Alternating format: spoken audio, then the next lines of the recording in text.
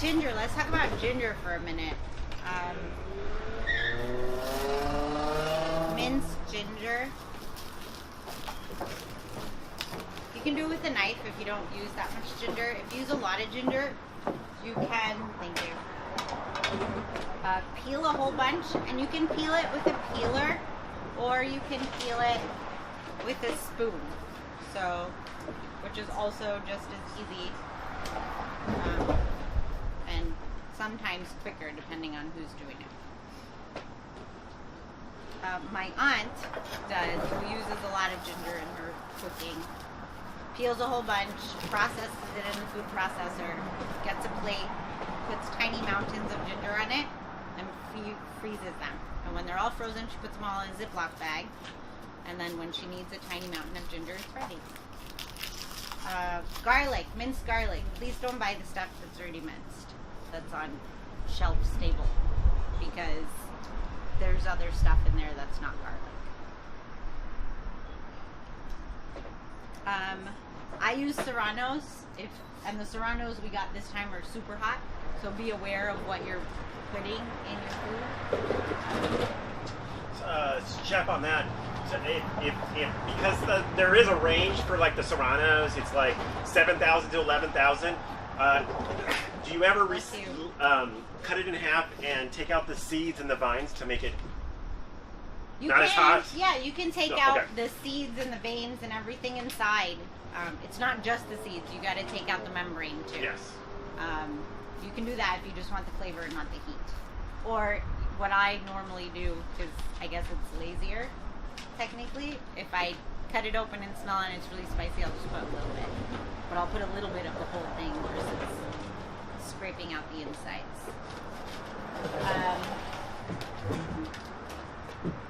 I am going to start sauteing the onion first, because then I can let that cool down while I crack the coconut.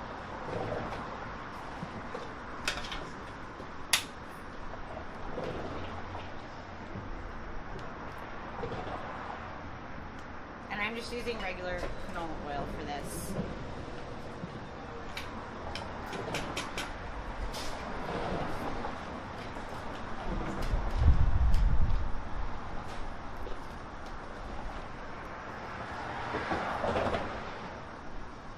And your recipe says medium-high. The reason this is on high is because it's really windy, so it compensates as being medium-high. Thanks. And I did add a pinch of salt to it. So whenever you're cooking anything, if you salt as you go versus salting at the very end, you're really giving every step of the recipe an opportunity to like be its best self. The salt should act like a highlighter. Okay, it says to make a dough with flour and water. That's really all. It's just really to stick the lid back on, so it doesn't have to be, it doesn't have to taste good. It's just dough.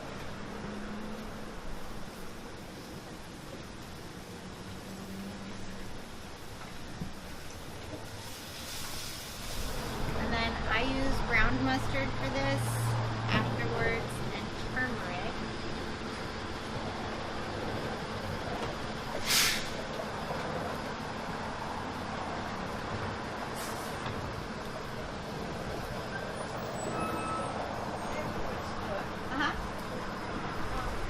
I'm going to let that go for a little bit longer, and I'm going to start with the coconut.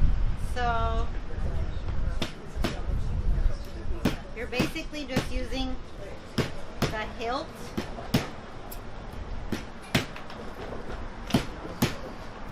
and you're going to go all the way around because you want a lid.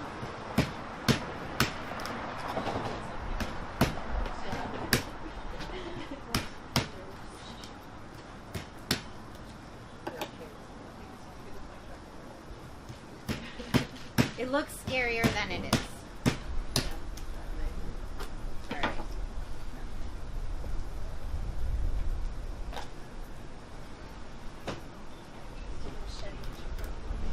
And you want to save this lid because you're going to need it.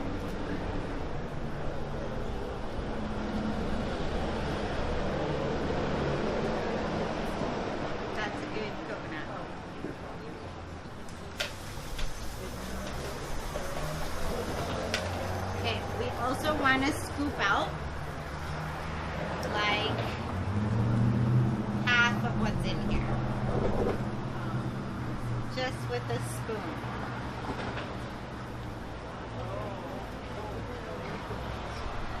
Because that's going to be the body of the curry.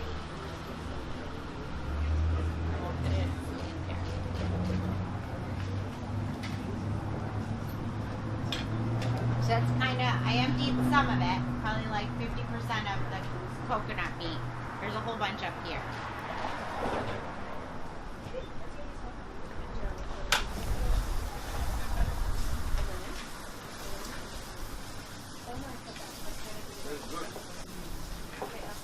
So now that the onions and the ginger and the garlic have a little bit of color, I'm going to turn that off. We're going to go to commercial. It'll be cooled down. Now you will puree in a blender the coconut meat, the onion mix. It's all soft stuff. Mustard powder. Okay, so you got the coconut meat, the onion mixture, mustard, turmeric, and you're only going to add enough of this liquid to here just to puree it. You will have water left over for you to drink and enjoy. And then you put it in the blender and it comes out like this. I used coconut water to thin it out a little because it was super thick. Then I'm going to add the shrimp in, just enough to like coat it.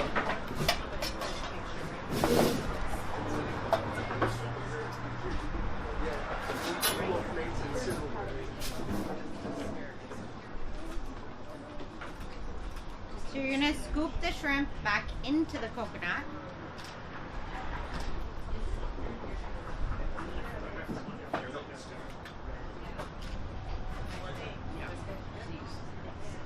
And enough sauce so you leave about half an inch to an inch at the top. Just make sure you save the lid. If when you're cracking the coconut you annihilate the lid and you have no lid, what do? Just roll out a piece of dough and cover it. It has to basically be sealed shut so that it can steam inside the oven, inside the coconut. How long and how hot do you cook it? 425, about half an hour.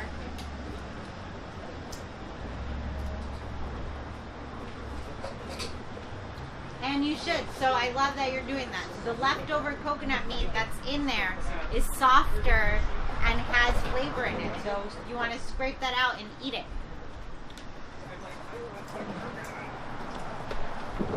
Okay. So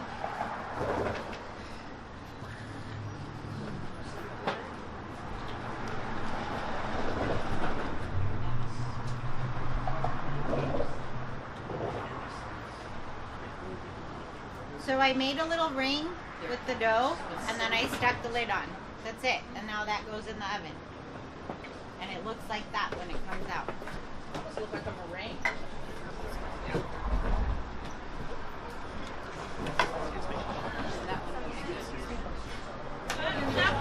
I was going to show you how to open it. Sure. It's super easy. Can we do that? Yeah. Sure. So basically it's sealed shut with a piece of dough. And you're really just going to fry it open.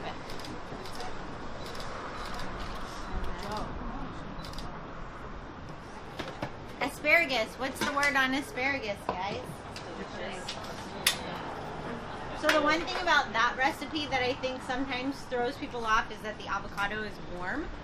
And it's kind of like, well, that sounds weird. But it's actually really, really good. I really enjoy it. I think it really adds something to that dish that nothing else could. Richness. The asparagus with the avocado and the lentils. Richness, yeah. And also textures. Yep. Okay.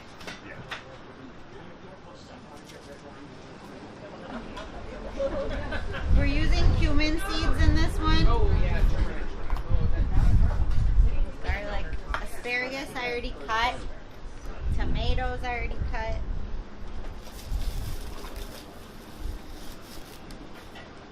Shachi, Yep. if you didn't want to use shrimp, would you Oh, we guess just what talked it- about that. I'm sorry, I didn't hear you. I know. She said tofu. That's a good idea. I think you could do any kind of other, like, quicker cooking vegetables, like greens, beans, asparagus. If you wanted to do a heartier thing, like a pumpkin or a squash, I would at least half roast it first, and then it can finish in the sauce. No chicken? It will take longer to cook if it's chicken. And would that be okay to just leave it I longer? think so. And then what if you use what other, would you use halibut over something Over else? shrimp? Instead of the shrimp? Yeah, you could do a If you fish. if you had someone that could eat shellfish. I think you could do a fish. I think you'd do really well, actually. White tasty. A white fish, yes. Same amount of time? They're cut small enough. Yeah. Sure.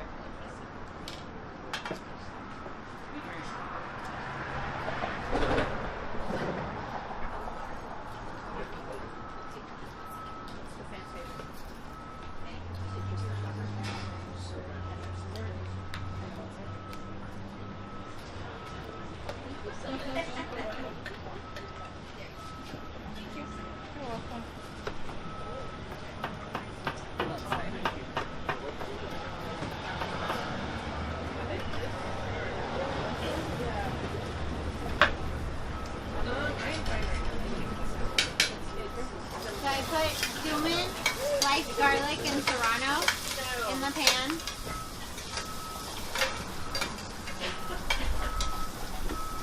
If when you heat up the oil and you drop in a couple of cumin seeds first, if nothing happens, they just sit there, then you need to wait for the oil to heat up a little bit longer. If you drop them in and they turn black, get rid of the whole thing, wipe out your pan, and start all over. Okay, the garlic's golden. I'm gonna follow it with tomatoes.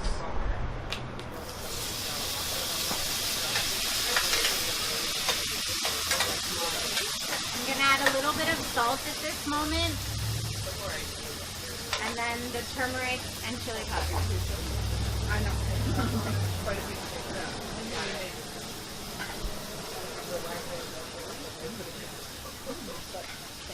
Yeah. And you want to give the tomatoes enough time to kind of break down about halfway.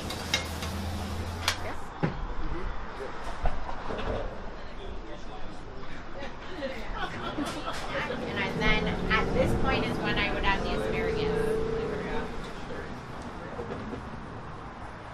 And then you're just going to fold that in.